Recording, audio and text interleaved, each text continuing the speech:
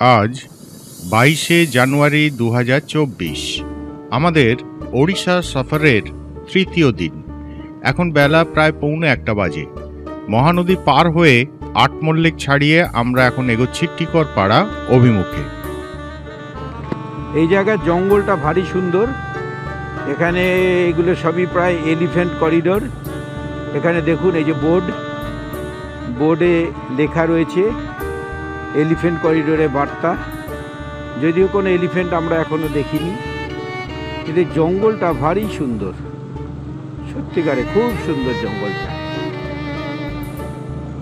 এখানে রাম ভক্তরা মাঝে মাঝে দেখা যাচ্ছে পতাকা লাগিয়ে ঘুরে বেড়াচ্ছে। না, এদের লেজ নেই। দেখে নেওয়া যাক সামনের পথটা কেমন। আটমল্লিক থেকে SH-62 ধরে উত্তরে বাঁক নিয়ে আমরা চলবো হালকা জঙ্গল বসতির মধ্য দিয়ে। ক্রমশ জঙ্গল ঘন হয়ে আসবে, চলে আসবে কৈরিঘাটি যদুপুর জঙ্গল। এরপর রাস্তা ঢুকে পড়বে টিকরপাড়া টাইগার রিজার্ভ অঞ্চলে। ঘন জঙ্গলের মধ্য দিয়ে পথ পূর্বে মেকে যাবে। ঝরঝরি পার হয়ে আসবে ভুয়াসুনি নালি। জঙ্গল পাতলা হয়ে আসবে। দীনবন্ধুপুর ঠাকুরগড়ে পৌঁছে রাজ্য সড়ক ছেড়ে আমরা ধরব স্থানীয় রাস্তা। রাস্তা এগোবে হালকা আবাদী অঞ্চলের মধ্য দিয়ে দক্ষিণ পূর্বে। রানীবান্ধা, কুতুলিসিঙ্গা সব ছোট ছোট জনপদ। হালকা জঙ্গলের মধ্য দিয়ে আমরা এবার এগোবো পূর্বে। আসবে জনপদ সোমানাথপুর। জঙ্গলের মাঝে ছোট ছোট আবাদী অঞ্চলের মধ্য দিয়ে আসবে হাতিগেঞ্জা, হালুমুন্ডা, তারপর গদাগাড়া। এখান থেকে পথ দক্ষিণ পূর্বমুখী। দণ্ডসিঙ্গা, ভগবতপুর পার হয়ে আসবে তাইসি। এরপর জঙ্গল গভীর হবে, আসবে হিঞ্জাগোলা। এইবার পুরো জঙ্গল, আসবে হিঞ্জাদলি। পুরো জঙ্গলের মধ্যে দিয়ে কিছুটা এগোনোর পর আসবে জগন্নাথপুর। এখানে আমরা ধরে নেব বড়াকেরা টিকরপাড়ার রোড। গভীর জঙ্গলের মধ্য দিয়ে এগিয়ে আসবে তাড়বা, পুরানাকোট। রাস্তা একটু পশ্চিমে বেঁকবে। সুন্দর জঙ্গলের মধ্য দিয়ে আমরা পৌঁছাবো হাতিবাড়ি, করদাপাড়া। একটু এগিয়ে সাতকোশিয়া গর্জে পৌঁছে যাব। মোট দূরত্ব 75 কিলোমিটার। সময় লাগবে 2 ঘন্টা। এর আগে সাধারণ জঙ্গলের মধ্যে দিয়ে চলছিলাম, কিন্তু আমরা এখন পৌঁছে গেছি সাতকোশিয়া টাইগার রিজার্ভ। জঙ্গলের প্রান্ত সীমা, অর্থাৎ টাইগার রিজার্ভের প্রান্ত সীমা দিয়েই এই রাস্তা। আমরা চলেছি SH-62 ধরে। খুবই ভালো রাস্তা, খুব উপভোগ্য পরিবেশের মধ্য দিয়ে চলেছি আমরা। এখন মোটামুটি রোদ উঠে গেছে। সকালের ম্লান আবহাওয়াটা অনেকটাই কেটে গেছে। তবে আকাশ কিন্তু পরিষ্কার নয়। শুধু আকাশটা যদি নীল হতো, রোদটা যদি আরেকটু চড়া হতো, আমাদের প্রত্যাশাটা পূর্ণ হতো। শীতকালে জঙ্গলের ভিতরটা বেশ পরিষ্কার থাকে। আগাছা কম থাকায় বেশ কিছুটা দেখা যায়। তবে এখনো পাতা ঝরার মরশুম আসতে কিছুটা বাকি। তখন এই সুন্দর সবুজটাও কিন্তু বেশ কমে যাবে। আমরা জঙ্গলের রূপ আস্বাদন করতে করতে কিছুটা ধীর গতিতে এগিয়ে যাচ্ছি। এখানে স্পিড লিমিট রয়েছে 20 কিলোমিটার প্রতি ঘন্টা। আমরা স্লোতেই যাচ্ছি, কারণ আমরা ফরেস্টটাকে এনজয় করতে করতে যাচ্ছি। অসাধারণ সুন্দর ফরেস্টটা, অসাধারণ। পাহাড়ের মধ্য দিয়ে আপাতত প্রায় সমতল রাস্তা, যানবাহন নেই, তাই এদিক ওদিক দৃষ্টি দেওয়ার অবকাশ আছে। এই পাহাড় শ্রেণীর নাম হলো পঞ্চধার পাহাড়। এই পঞ্চধার পাহাড় শ্রেণী আটমল্লিক ও ঠাকুরগড় অঞ্চলকে বিভক্ত করেছে। প্রায় সম্পূর্ণ জঙ্গলাকীর্ণ এই পাহাড়ি অঞ্চলের জঙ্গলে হাতি, চিতাবাঘ, সম্বর, ভালুক, বুনো শুয়োর, হরিণ এইসব প্রাণী আছে। বর্তমানে এই অঞ্চলটিকে সাতকোশিয়া ব্যাঘ্র সংরক্ষণ অঞ্চলের অন্তর্ভুক্ত করা হয়েছে। আমরা চলেছি ঢেঙ্কানালের দিকে। আমরা এখন সাতকোশিয়া যাব। প্রথমে সাতকোশিয়া খুব সুন্দর জায়গা শুনেছি। সাতকোশিয়ার আনন্দটা নেওয়ার পর আমরা ঢেঙ্কানালে গিয়ে আজকে রাতে থাকবো। পথের মধ্যে আমরা কিছুক্ষণ বিশ্রাম নেব বলে দাঁড়িয়েছি। এই জায়গাটা ভারী সুন্দর, জঙ্গলের মধ্যে দিয়ে রাস্তা। সামনে প্রচুর বাদর দেখা যাচ্ছে। আমাদের গাড়ি রেখে ছুটে ছুটে পালাচ্ছে। এদের ভদ্রলোক খেতে দিচ্ছে, তাই বাদররা এসেছে খাবারের লোভে। এদের খাবার দেওয়া কিন্তু বেশ বিপজ্জনক, কারণ এরা খাবারের লোভে রাস্তায় চলে আসে এবং চলন্ত গাড়ির চাপে অনেকে প্রাণ যায়।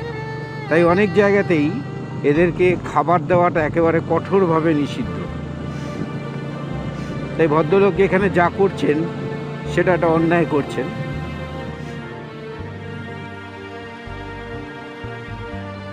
আমরা এখন চমৎকার হালকা ঢেউ খেলানো পাহাড়ি পথে চলেছি, তবে সোজা রাস্তা, কোনো ঘাট অংশ নেই। শাল, পিয়াল, খয়ের গাছের জঙ্গল, চমৎকার। ক্যামেরার ব্যাটারি বদলের জন্য থামতে হলো। এই ফাঁকে একটু চারপাশে চোখ বুলিয়ে নেওয়া। সামনে জঙ্গলের মধ্যে এক সুঁড়ি পথ চলে গেছে। এমন সময় আসিবে হয়তো দেশে, যখন মানুষ অরণ্য দেখিতে পাইবে না, শুধুই চাষের খেয়ে তার পাটের কল, কাপড়ের কলের চিমনি চোখে পড়বে। তখন তাহারা আসিবে এই নিভৃত অরণ্য প্রদেশে, যেমন লোকে তীর্থে আসে। সেই সব অনাগত দিনের মানুষদের জন্য এ বন অক্ষুণ্ণ থাকুক। আরণ্যকে বিভূতিভূষণের ভবিষ্যৎবাণী অক্ষরে অক্ষরে ফলে গেছে। আমরা বনজঙ্গল দেখতেই এসছি এতটা পথ পাড়ি দিয়ে, তবে এই বন মানুষের হাতে অনেকাংশে কলুষিত। বিভূতিভূষণের দেখা অমলিন বনের দেখা পেতে আজ বনের অনেক গভীরে যেতে হয়। আমাদের সফর সূচিতে সেটা অধরাই থেকে যাবে। আমাদের পথের বাঁ দিকে নিচ দিয়ে চলে গেছে কিয়াকাটা নদী, তাকে কিন্তু আমরা দেখতে পাইনি।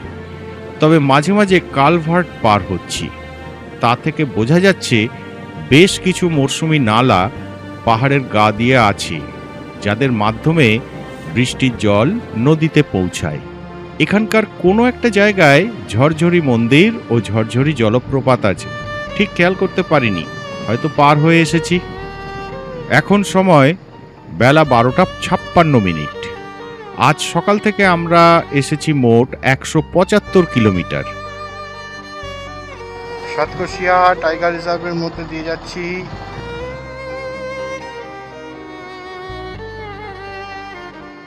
এই রাস্তাটায় ক্যামেরা বন্ধ রাখাই মুশকিল।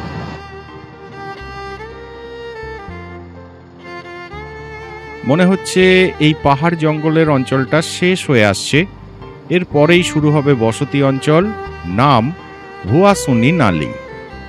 তারপর আসবে ঠাকুরগড়, এই এলাকার বড় একটা গঞ্জ। ঠাকুরগড় বলে একটা জায়গা থেকে সাতকোশিয়া অর্থাৎ টিকরপাড়া এবং অঙ্গুল, তার রাস্তাটা আলাদা হবে। SH-62 ঠাকুরগড় ছাড়িয়ে বইন্ডা নামে একটা জায়গায় সম্বলপুরের সাথে কটকের সংযোগকারী NH-55-এ মিলেছে। আমরা এখনো ঠাকুরগড়ের মধ্য দিয়েই চলেছি। টিকরপাড়া বন্যপ্রাণ অভয়ারণ্য এলাকার বাফার অঞ্চলের মধ্যে পড়ে এই জায়গাটা। এখানে আবাদ এবং জঙ্গল মেশানো,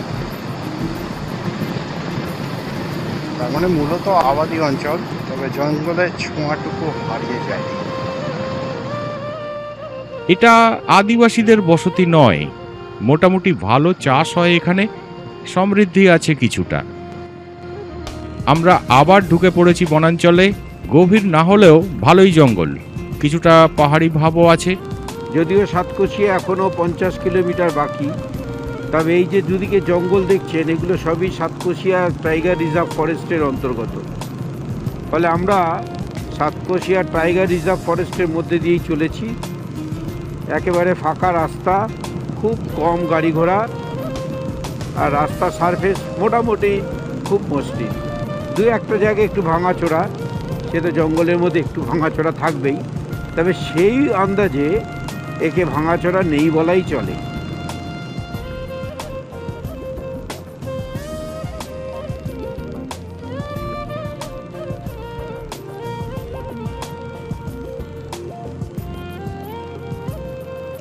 আমরা চলেছি যোগীবান্ধা রানীবান্ধা এলাকার মধ্য দিয়ে। রাস্তার ধারে বসতি দেখা না গেলেও মাঝে মাঝে চাষের ক্ষেত দেখা যাচ্ছে। হালকা জঙ্গলের মধ্য দিয়ে চলতে মন্দ লাগছে না।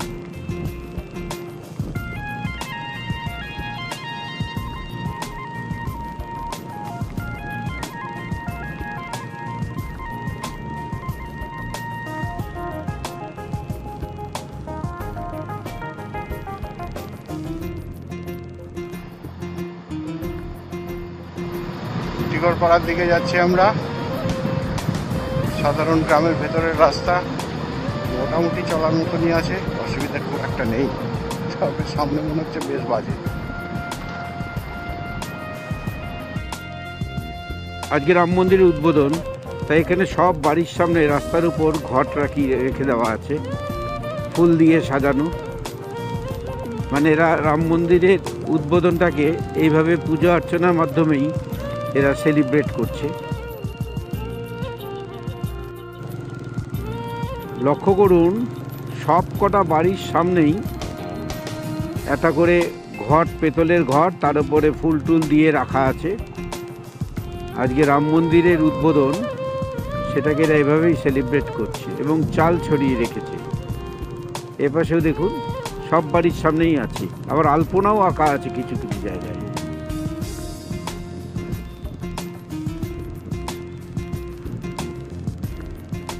দীর্ঘ একটা পথ গ্রামের মধ্যে দিয়ে আসার পর আবার একটা নির্মল প্রাকৃতিক পরিবেশের মধ্যে দিয়ে যাচ্ছি।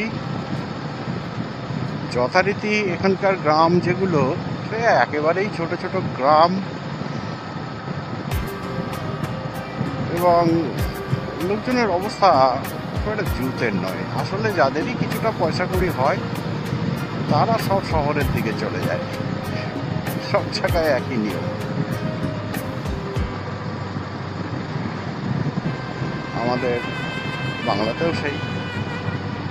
যাই হোক, আবার একটা সুন্দর জায়গার মধ্যে দিয়ে যাচ্ছি, দুপাশে সুন্দর জঙ্গল। রাস্তাটাও ভালো হয়েছে আগের থেকে।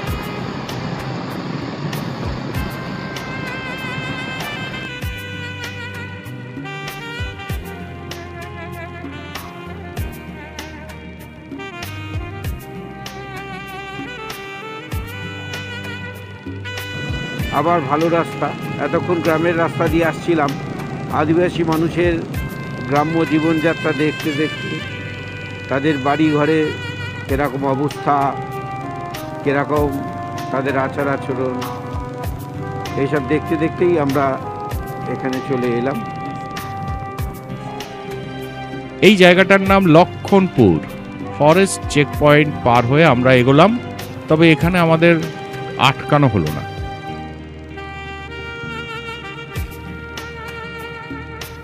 এটা কোনো গ্রাম নয়, রাস্তার একটা সংযোগ বিন্দু।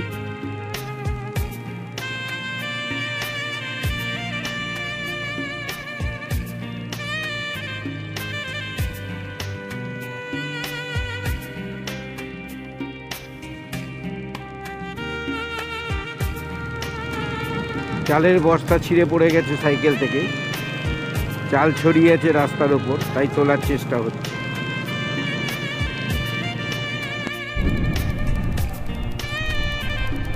কোনো পুজো বা ভোগ প্রসাদ বিতরণ চলছে।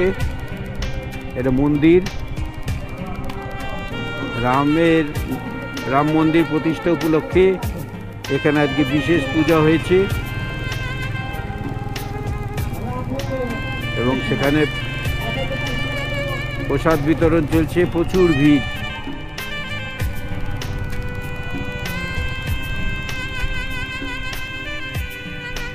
এই জায়গার নাম তাইসি।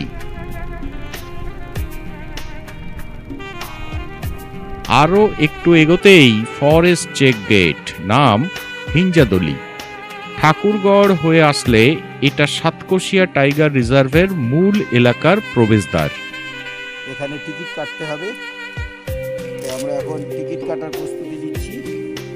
গাড়িটা দাঁড় করিয়ে, জানি না কত টাকা টিকিট, যাই হোক কাটতে যখন হবে কাটবে। সাতকোশিয়া টাইগার রিজার্ভ ফরেস্টের এন্ট্রি ফি 40 টাকা পার হেড আর গাড়ির 5 টাকা।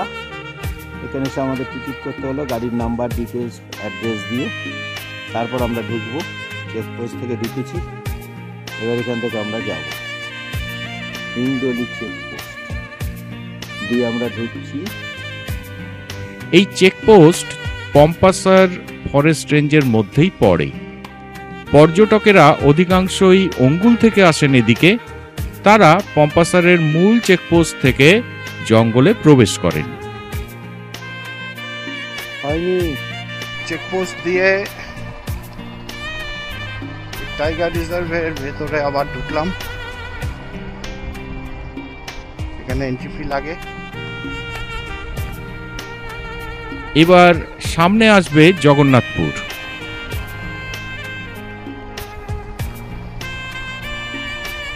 এই রাস্তাটাতে আমি আগে আসিনি, আমি আগে এসেছি অঙ্গুল হয়ে, সেখানেও চেকপোস্ট আছে,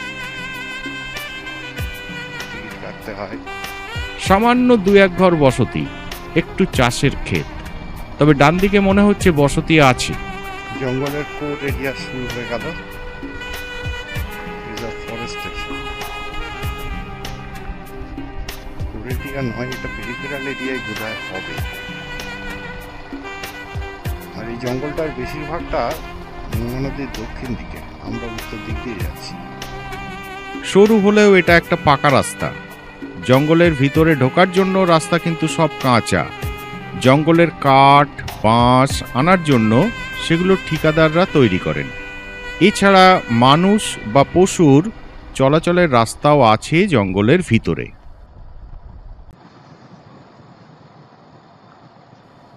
আবার শুরু হয়ে গেল বসতিহীন জঙ্গল এলাকা। বুদ্ধদেব গুহর লেখার মাধ্যমে এই সাতকোশিয়া অঞ্চলের সঙ্গে আমার পরিচিতি হয়েছিল। পরে বোধহয় বছর 6-7 আগে আমরা এই জায়গাটা ঘুরেও গেছি, তবে এই দিকটা দিয়ে নয়, অঙ্গুলের দিক থেকে এসেছিলাম। এই জায়গার নামটা কিন্তু দারুণ, রায়গোড়া সরিষাপাল। এগুলো বর্ষায় জল যাওয়ার জায়গা। কালভার্ট না করে রাস্তাটাকে নিচু করে দেওয়া হয়েছে। রাস্তাটা এই জায়গাতে কংক্রিটের। বৃষ্টির সময়ে জলের তোড় বেশি থাকলে এগুলো পার হওয়া কিন্তু বেশ বিপজ্জনক। এখন আর হাইওয়ে ধরনের রাস্তা নয়, এটা জঙ্গলের মধ্যে দিয়ে সরু রাস্তা। দেবাংশ চলে যাচ্ছে সামনে।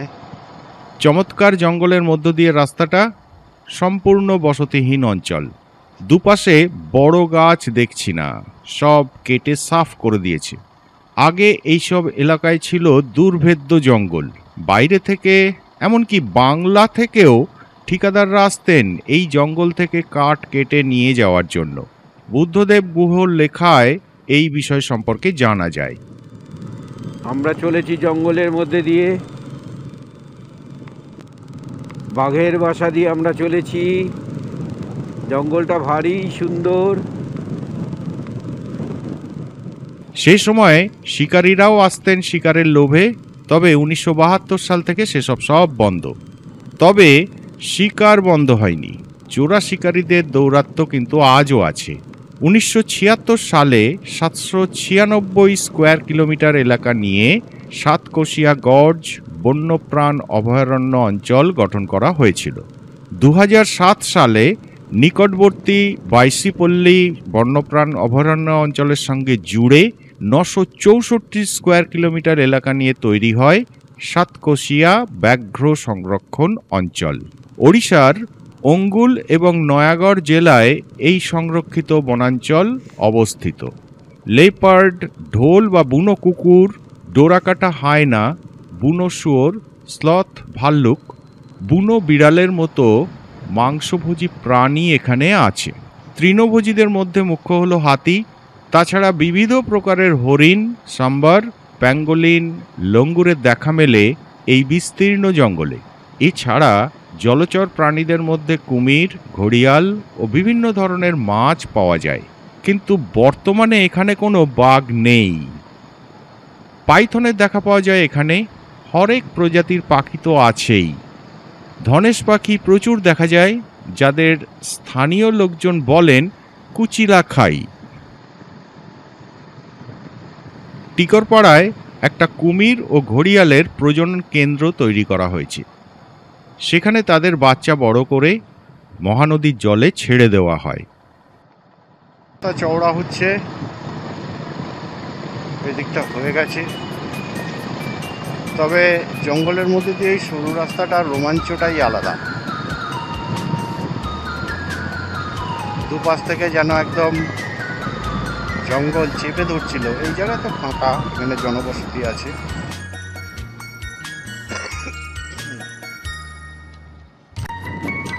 দূর থেকে দেখা পাহাড়ের কাছে এসে গেলাম।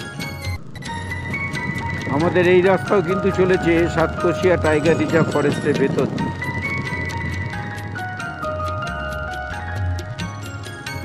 মাঝখানে একটুখানি 500 মিটার মতো একটা খুব বাজে স্টেজ ছিল, রাস্তা অফরোডিং ছিল। সেই সময় হ্যান্ডেল থেকে হাত ছাড়তে পারিনি বলে সেই অফরোডিংয়ের ছবিটা তোলা হলো না।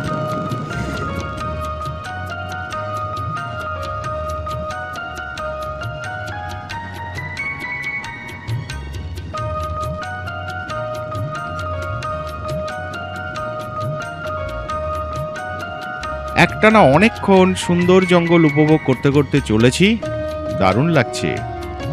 তবে আর বেশি নয়, জগন্নাথপুরের দূরত্ব এখান থেকে 3 কিলোমিটার।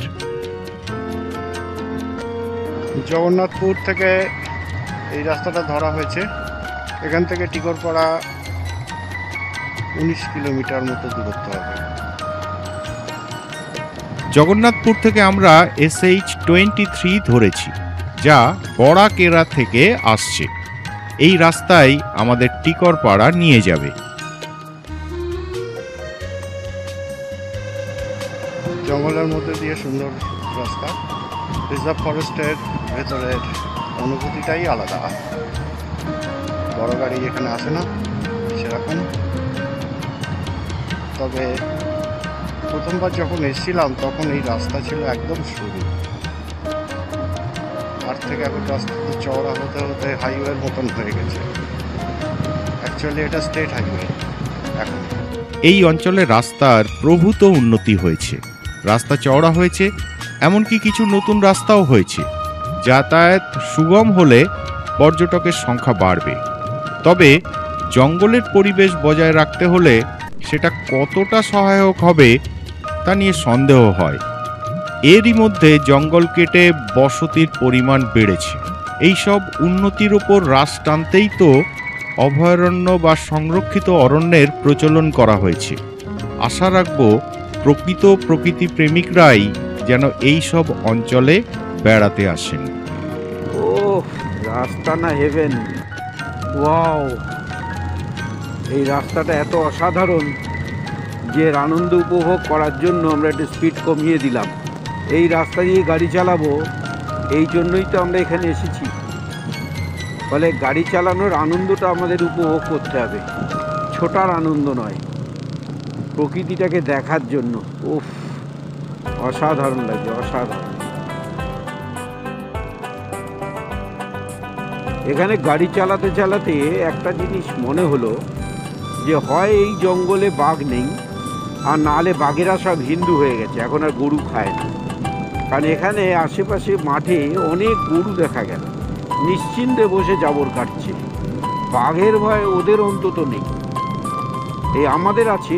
আমরা যারা এসে এখানে গাড়ি চালাচ্ছি, মাঝে মাঝে মনে হচ্ছে ওরে বাবা যদি এসে পড়ে, যদি ঘাড়ে এসে পড়ে থাবা, বাবা আমাদের অবস্থা একেবারে গুপি বাঁকার মতো। জঙ্গলের সৌন্দর্যের সঙ্গে সঙ্গে একটু ব্যাঘ্রাতঙ্ক, মামাতঙ্ক বলা যেতে পারে। বাঘ মামার ভয় আমাদেরকে যে ধরছে না, তা না বললে ব্যাপারটা মিথ্যে কথা হয়ে যাবে।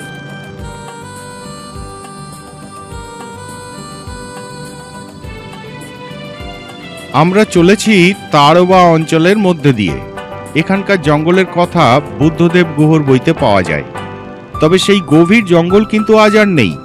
গাছ কাটার ফলে বড় গাছের সংখ্যা ক্রমশ কমে আসছে। মানুষের ক্রিয়াকলাপ বাড়লে এটা হতে বাধ্য। উটকো লোকের ভিড় বাড়লে বন্যপ্রাণীদের সাথে এলাকার সরল মানুষগুলোর জীবনও বদলে যাবে। যেমন ধরুন, লোকে এসে এখানে হরিণের মাংস খোঁজ করতে থাকলো। লোভে পড়ে চোরা শিকার হবে, হরিণগুলোর প্রান্ত বিপন্ন হবেই, তার সাথে মানুষগুলোর মধ্যেও অপরাধ প্রবণতা বাড়বে। বাইরের লোকের দেখানো প্রলোভনেই তো এই সরল মানুষগুলো অপরাধ করে।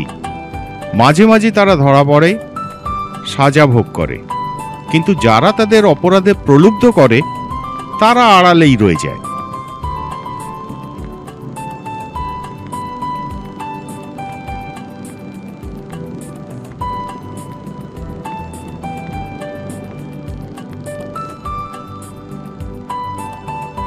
এখান থেকে টিকরপাড়ার দূরত্ব 15 কিলোমিটার। আচ্ছা বলুন তো, এই রাস্তায় ক্যামেরাকে কি করে বন্ধ করি?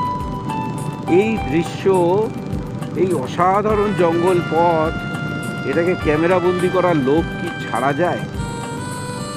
শাটার অফ করা যায়?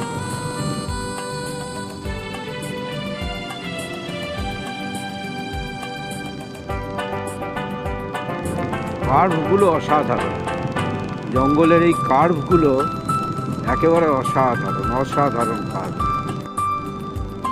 পাহাড়ি অঞ্চল হওয়ায় প্রচুর ছোট বড় নালা আছে এখানে। তাদের উপর কালভার্ট বা ব্রিজ পার হচ্ছে কিছু সময় অন্তর।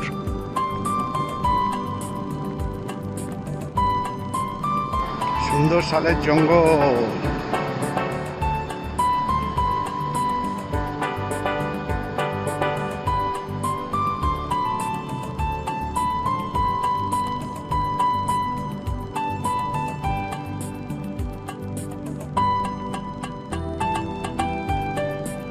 পরবর্তী বড় জনপদ পুরুনাকোটের দিকে এগোচ্ছি আমরা। কিলোমিটার 2 বাকি আছে। এই সুন্দর জায়গাটার কথা কতবার আকর্ষণ করেছিল।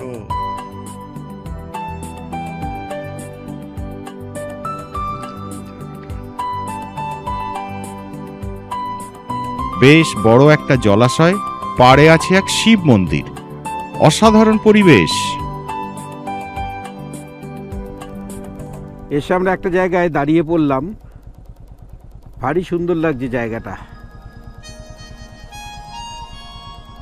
একটা জলের ধারে একটা মন্দির, পেছনে পাহাড়, ভারী সুন্দর লাগছিল।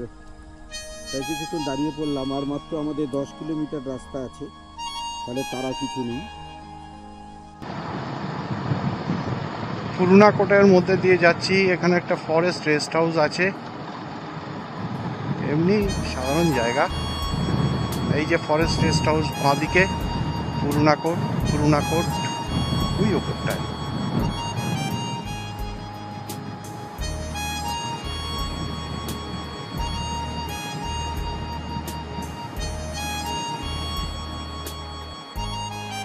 পুরুনাকোটে থাকা খাওয়ার জায়গা আছে, চাইলে এখানে কেউ ভালোভাবে রাত্রিবাসও করতে পারে।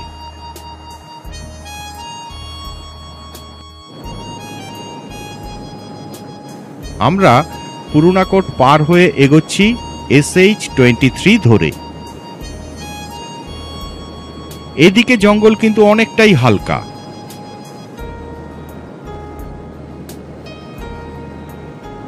এখন বেলা 2:30 বেজে গেছে, বেশ খিদেও পাচ্ছে, কিন্তু আমরা পুরুনাকোটে থামিনি, কারণ টিকরপাড়ায় যেতে দেরি হয়ে গেলে আলোর অভাবে ভালো দৃশ্য পাবো না, ছবিও ভালো উঠবে না। তাছাড়া জঙ্গল এলাকা থেকে দিনের আলোর মধ্যে বেরিয়ে যেতে হবে। সন্ধ্যার পর বাইরের বাহন এখানে চলার অনুমতি নেই। এখান থেকে টিকরপাড়া 8 কিলোমিটার দেখাচ্ছে।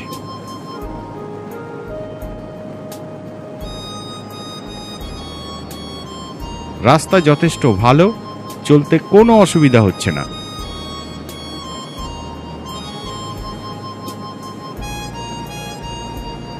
ছোট একটা নদী বা নালা পার হচ্ছি। এখানে কাছেই একটা ঝর্ণা আছে, নাম নন্দিনী ঝর্ণা, তবে তাতে এখন জল থাকবে বলে মনে হয় না।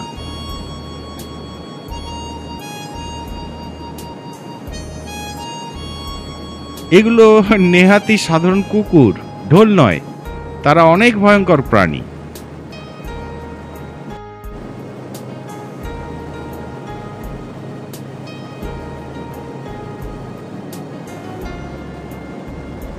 এই অঞ্চলে একসময় প্রচুর বাঁশ গাছ ছিল, এখন তাদের বিশেষ একটা দেখা পাচ্ছি না।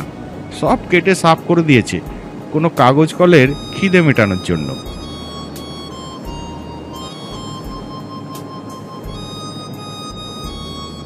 টিকরপাড়ার দূরত্ব আর মাত্র 6 কিলোমিটার। আকাশ ঘোলাটে দেখাচ্ছে। বাম্পারে ঝাঁকুনিকে ক্যামেরা ঘুরে একটু উপরে উঠে গিয়েছে বলে সবুজের চাঁদোয়াটা দেখা যাচ্ছে। জঙ্গলের মধ্যে দিয়ে এগোচ্ছি, পাহাড় কাছে চলে এসছে। অ্যাকচুয়ালি গর্জ মানে তো দুটো পাহাড়ের অন্তর্বর্তী খাঁজ দিয়ে নদী প্রবাহিত হওয়া। বহু ক্ষেত্রেই পাহাড় কেটে নদী ওরকমভাবে প্রবাহিত হয়, গর্জ সৃষ্টি হয়, তবে এখানেও হয়তো তাই।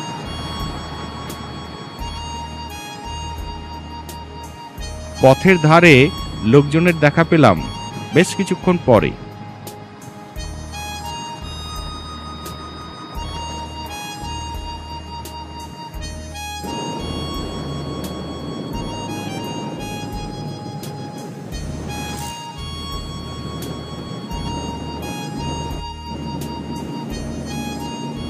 সামনে পাহাড়, একটা ছোট্ট বসতি পার হচ্ছি। মনে হচ্ছে করদাপাড়া হাতিবাড়ি অঞ্চলে পৌঁছে গেছি। জঙ্গল থেকে বের হয়ে এসেছি। রাস্তা এখন অনেক চওড়া হয়ে গেছে।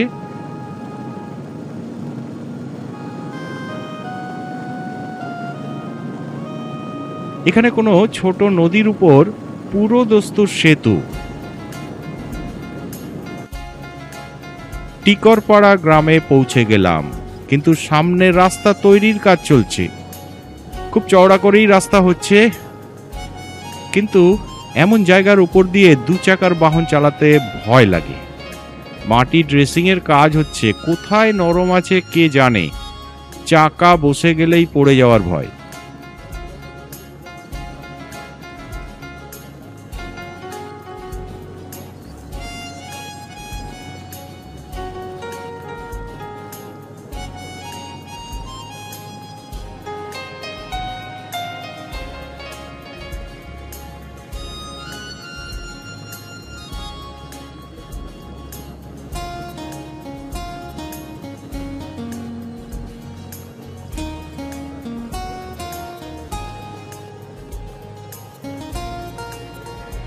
এখানে কালভার্ট হচ্ছে, রাস্তা ঘুরিয়ে দেওয়া হয়েছে।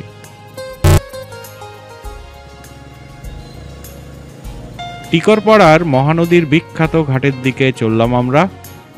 বাঁদিকে গ্রামের ভিতরে কুমির প্রজনন কেন্দ্র আছে, আর সেটা আবার ওই মহানদীরই তীরে। যাই হোক, আমি ওই রাস্তায় ঢুকে দাঁড়িয়েছিলাম দেবাংশুর জন্য। সামনে মহানদীর তীরে থাকা পাহাড় দেখা যাচ্ছে।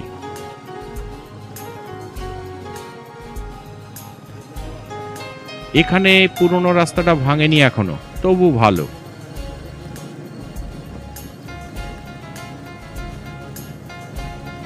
এখানে জেলে এবং মাঝি মাল্লাদের ছোট একটা বসতি আছে।